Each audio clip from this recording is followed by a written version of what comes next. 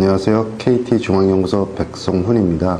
오늘 제가 드릴 말씀은 유비쿼터스 도시에 대한 이야기입니다. UCT를 한마디로 정의하기는 어렵다고 봅니다. 도시라는 것 자체가 여러 분야의 학문, 예를 들어 토목공학, 건축공학, 환경공학과 같은 공학 분야와 도시행정, 문화와 같은 인문학, 그리고 사람들이 모여 살면서 수반되는 법, 제도 등 복합적인 요소로 구성되어 있기 때문입니다. 다시 말해서 도시를 바라보는 관점이 서로 다른 많은 분야들이 존재하며 이 모든 분야를 포괄하여 정의할 수 있는 적당한 문구가 아직 없다는 것입니다.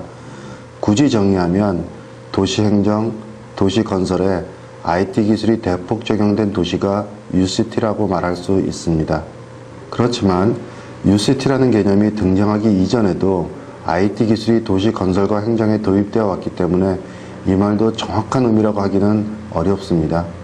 UCT라는 단어가 등장한 2004년도부터 UCT 정의를 내리기 위한 많은 토론과 주장이 있어 왔으며 다음과 같이 정의한 것이 가장 잘 표현한 것이라고 봅니다. UCT란 첨단 정보통신 인프라와 유비쿼터스 정보 서비스를 도시 공간에 융합하여 도시생활의 편의 증대와 삶의 질 향상, 체계적 도시관리에 의한 안전보장과 시민복지 향상, 신사업 창출 등 도시의 제반 기능을 혁신시킬 수 있는 21세기형 한국형 신도시를 의미한다. 그림에서처럼 사람과 사물, 사물과 사물이 서로 통신하면서 새로운 서비스를 창출할 수 있는 기반 요건을 갖춘 도시를 UCT라고 할 수 있습니다.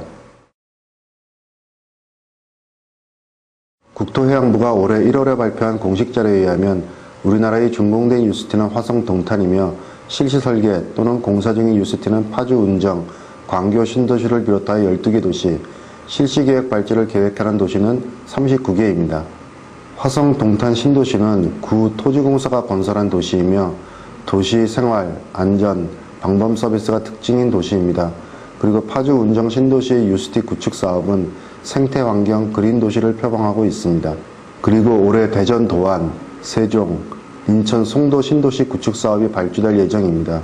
이외에도 KT, SKT, LG가 컨소시엄을 구성하여 수주한 판교 신도시 UCT 구축 사업이 진행되고 있으며 삼성 SDS가 구축하는 광교 신도시 사업 등이 있습니다.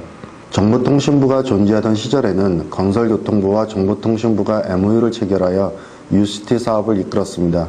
지금은 국토해양부가 UCT와 관련된 거의 모든 정책을 수립하고 집행하고 있습니다. 국토해양부에서는 성장 가능성이 많고 관련 분야가 넓어 일자리 창출 효과가 높은 UCT 산업을 신성장 동력으로 육성 발전시키기 위하여 그간 추진해온 UCT 기술개발 R&D 사업을 지속적으로 추진하고 있습니다. 대표적인 R&D 사업은 UEcoCity 사업, 지능형 국토정보 혁신기술 사업, 스마트 하이웨이 사업이며 중앙연구소에서는 이러한 과제에 많이 참여를 하고 있습니다. 또한 정부에서는 UCT 전문인력 양성을 위하여 4개 대학의 UCT 석박사 과정에 12억 원을 지원하였으며 산업 전문인력 양성을 위하여 약 6억 원을 지원하고 있습니다. KT가 자체 연구 개발한 대표적인 UCT 솔루션은 도시통합 운영 플랫폼인 유비칸입니다. 유비칸은 유비쿼터 시티 어드미니스트레이션 허브 윗 네트워크의 약자로 구성된 브랜드 네임입니다. 주요 UCT 구축 사업자인 삼성 SDS는 유비센터, LG CNS는 유비스퀘어라는 브랜드 네임을 갖고 있습니다. 유비칸의 기능을 간략하게 말씀드리면 UCT에 적용되는 수많은 서비스가 있습니다. 이러한 서비스를 구현하는 시스템이 개별적으로 존재한다면 관리에 어려움이 발생할 뿐만 아니라 IT 리소스를 낭비하게 됩니다. UCT 서비스를 분석하면 공통 기능을 추출할 수 있습니다. 예를 들어 GIS 기능, DB 관리 기능, 정보 표출 기능 등 이러한 공통 기능을 묶어서 플랫폼 형태로 제공하고 개별 서비스 제공자들은 서비스 로직과 현장 장치를 어댑테이션하여 서비스를 구축합니다. 한국정보화진흥원이 발간한 UCT 정보통신 인프라 가이드라인에 의하면 기존 도시와 UCT를 구별하는 요소로서 도시통합운영센터, USN, 지능형 가로등이 있습니다. UCT뿐만 아니라 기존 도시에서도 가로등은 중요한 자원이 될 것입니다.